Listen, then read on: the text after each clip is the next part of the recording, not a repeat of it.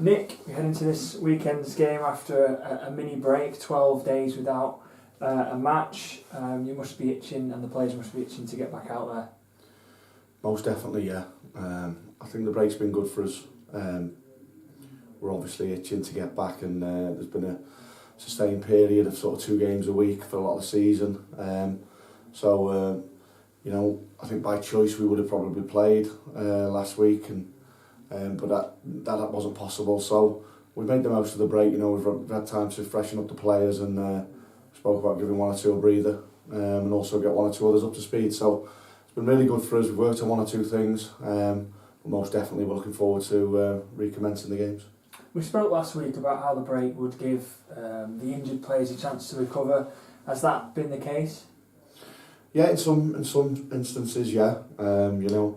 We haven't had anything too serious other than Nick Orton with his hamstring. So that's probably one where he's going to be out for a little while longer. But other than that, it's been niggles here and there, mainly due to the games coming thick and fast.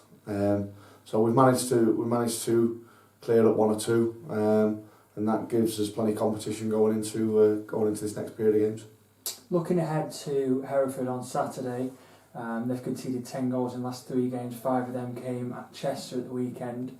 Is that something that you've looked at? What are you expecting from them? We expect a tough game. I was talking to the manager, talking to Jim only last night on Hereford, and we've seen a fair bit of them. We think they've got some good players, like a lot of teams in this division. So I've spoke before about we prepare properly, and we do the analysis work with Andy Taylor on what we think Hereford are good at and where we think we can hurt them, and we prepare as we always do. I know Hereford well. I know the football club well. I'm not sure if they can get fans back in on Saturday or not, but it's going to be a big game for them. We know we're not the opposition sort of motivation playing us has been high in every game, and we expect a tough game. So as always, we respect the opposition, but we look to exploit certain areas of their team, and we look to go there and give a good performance. As everyone knows, December's sort of a hectic period in the footballing world. How do you, as a management staff and the rest of the staff, deal with and manage the players through that period? We manage ourselves first and foremost, so the staff gym sessions going on. But we've got together as a staff and we've looked at the schedule in terms of the players, and it's an important period. I think it's important we get it right in terms of we have given them a little break over the last weekend when we had a chance to. We have freshened them up because we're asking a lot of them over a time where the football's really important, but also there's a time for them to enjoy their families and celebrate Christmas. So it's important that we get it right, and there's lots of games coming up that are important to us, and there'll be a real focus on the games programme over the Christmas period. The players have already got the schedule, for example. We've had to be clever around the gym sessions we've done, taking in the COVID situation as well, and worked to restricted numbers in the gym sessions, and the work they've done with David Norris, and Andy's looked after the players who possibly haven't played or needed the work in terms of getting up to speed if they haven't had the match minutes. So we'll work as we always do in terms of managing the training schedule, but it's an important period, important we get it right, important we get the balance right between the training, the games, and obviously trying to give them a little bit of time with their families when we think that's right as well.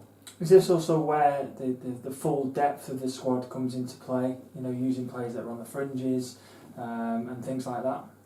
Definitely, and the manager's spoken often about the importance of the squad and the importance of the sub and the role of the sub, and we've seen that to good effect for us already this season, and that's going to continue to be the case all the way through. And the players have really bought into what we're trying to do, and we know that if we're successful, it's as a group, and likewise if we're not successful. So there's a togetherness amongst the staff, there's a togetherness amongst the squad, the manager put that in place at the very start of the season, and as I say, the players have bought into that. So The role of the squad is always important, whether that be through the December period or the start, the end of the season, whatever that may be. It's really important that we get that unity amongst the playing staff, and we've 100% got that. And you know, we expect some big performances from players who haven't quite featured so heavily at the minute, and you know, they've got big roles to play, and it wouldn't surprise me in the slightest if one or two haven't featured as much, have a real good run in the team and do really well.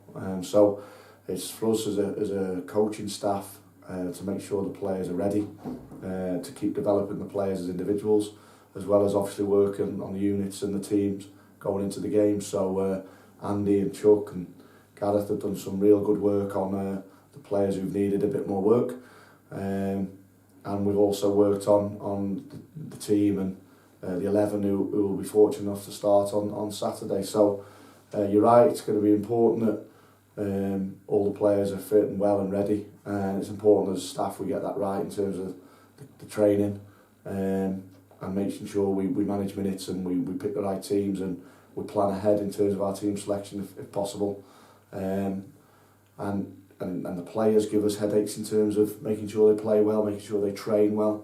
They're getting opportunities every day in training to impress and stake their claim to play in the team. And credit to the players, you know, 99.9% of them are training really, really well. So that's good, that's healthy, and that's what we need moving forward over the Christmas period and also throughout the season. Lastly, just touching on Jim, obviously we had the great news that the operation went well. Have you been in touch with him? Yeah, regular, and he's got some war wounds that he can proudly show, and that he has done already.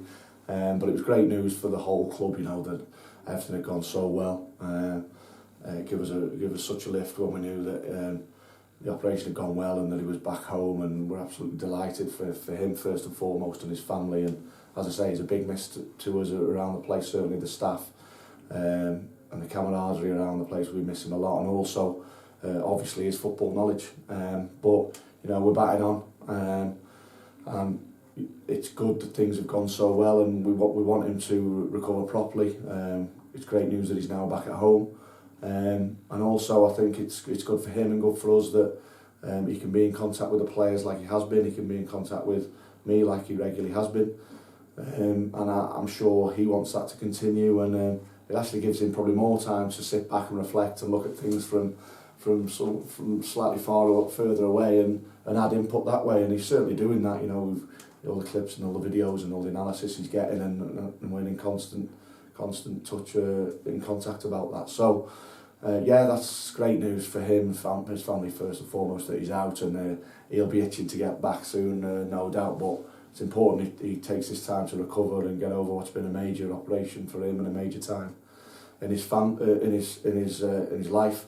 But you know, he's a massive football person, and he'll be itching to get back. And I've loved some of the conversations we've had about moving the team forward and the Christmas period and the games and training and all these daily conversations that take place between us. So we miss him around the place, but I'm glad that he's back out and healthy and missing his football, and we're having them football conversations. So can't wait till he gets back in, but I'm sure that working relationship and them conversations about the team and everything I've just mentioned will continue and will happen more and more until he's back in the building.